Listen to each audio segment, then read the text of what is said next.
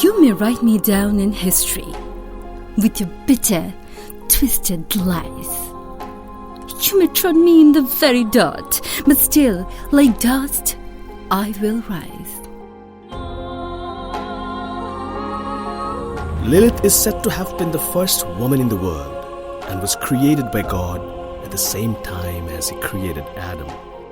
It is said that Lilith was then banished and rejected by God after it was found that she was stronger and more intelligent than Adam, and she would not obey the commands of Adam. The character was not mentioned in the Bible to understand the origin of humanity, as Lilith was said to go against the tradition of the church that woman must obey a man and women were in a lower position. Does my sassiness upset you? Why are you beset with gloom? 'Cause I walk like I've got oil wells pumping in my living room? The timeless myth of Medusa, a rape victim turned into a monster. Since ancient Greece, the snake-haired Gorgon has been a sexualized symbol of woman's rage. Medusa was once a beautiful young maiden, the only mortal of 3 sisters known as the Gorgons. Her beauty caught the eye of the sea god Poseidon, who proceeded to rape her in the sacred temple of Athena. Furious at the desecration of her temple, Athena transformed Medusa into a monster with the deadly capacity to turn whoever looked upon her face into stone.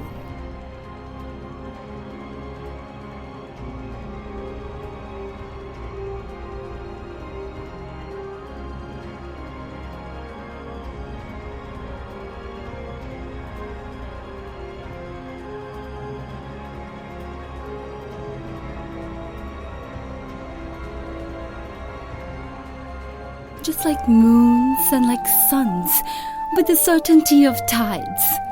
Just like hopes springing high, still I will rise.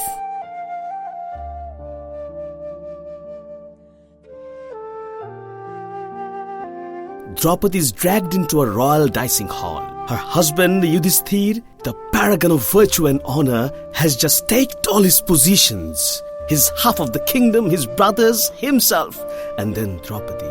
In a gambling match with his cruel cousin Duryodhan, he has lost everything. The blind king, Duryodhan's father, and other senior members of the court have allowed this match to progress, despite its unfairness. They remain silent and downcast as Draupadi is manhandled into the hall. Her shame is made worse by the fact that she is menstruating and so dressed in only a single cloth. Once in the hall, Draupadi has to endure mockery from Duryodhan and his allies, including lewd remarks and even an attempt to strip her naked. Did you want to see me broken? Bowed head and lowered eyes, shoulders falling down like teardrops weakened by my soulful cries.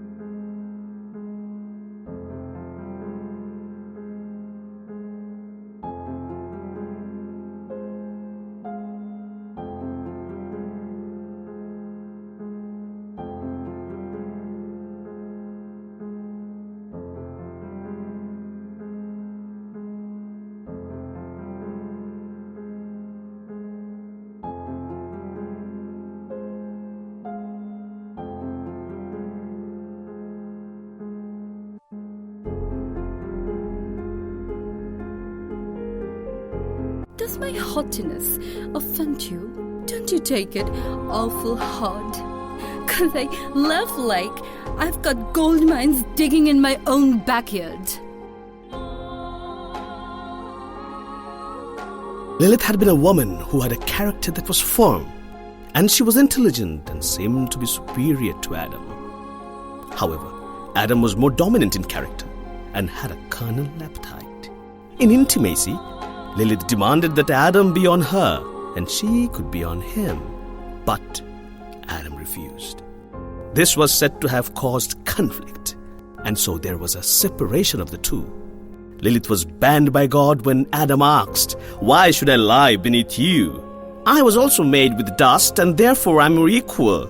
As Adam tried to force her to obey, Lilith, in anger, pronounced the name of God and left.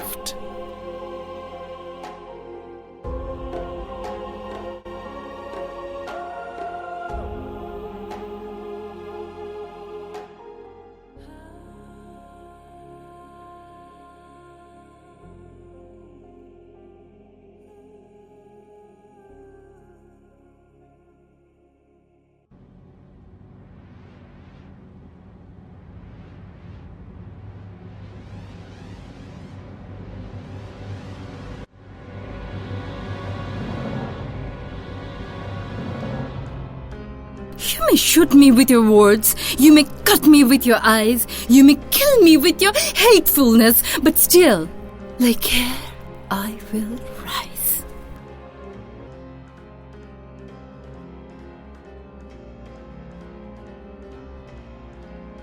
Popular retellings of the myth, however, focus on what happens next and pursues the starring role. The demigod is sent by Polydactus, the king of Seriphos, on a quest to bring back the head of Medusa. Using a reflective bronze shield to protect his eyes, Perseus decapitates Medusa, releasing a winged horse, Pegasus, from a severed neck. After using the petrifying gaze to defeat his enemies in battle, Perseus gives the Gorgon's head to Athena, who displays it on the edges of a shield. It's through this male-centered hero narrative that Medusa became shortened for monstrosity. What's clear from the changing faces of Medusa is that there is no universal truth to her myth. Beautiful victim, monstrous villain, powerful deity, she's all of those things and more besides. Perhaps it's that mercurial nature that makes her an endless source of fascination.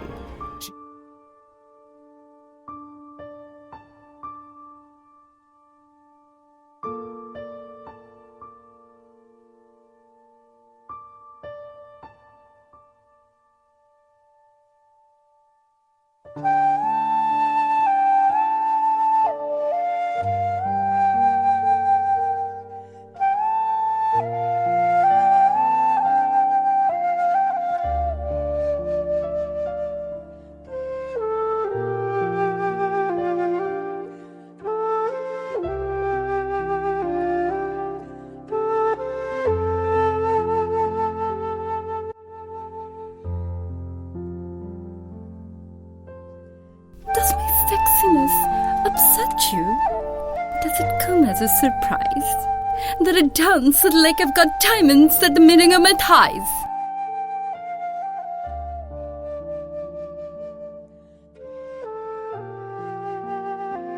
But what makes Draupadi really special is the way in which she responds to her abuse. First of all, she rebukes her husband and asks him if he staked her only after having lost himself, which indeed he had, and whether in that case it was really possible to stake her. She asks the elders of the court why they have allowed such abuses to take place, and tries to get any one of them to rule on whether she really has been lost to Duryodhana. Nobody will answer her questions. Her fury is palpable.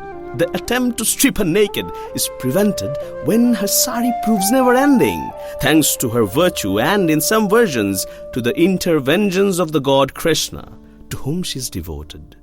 Eventually, ill woman's force king to intervene and grant Draupadi to boons.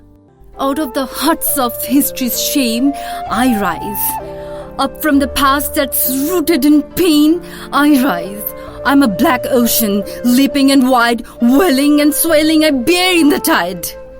Leaving behind nights of terror and fear, I rise into a daybreak that's wondrously clear. I rise, bringing the gifts that my ancestors gave. I am the dream and the hope of the slave. I rise, I rise, I rise.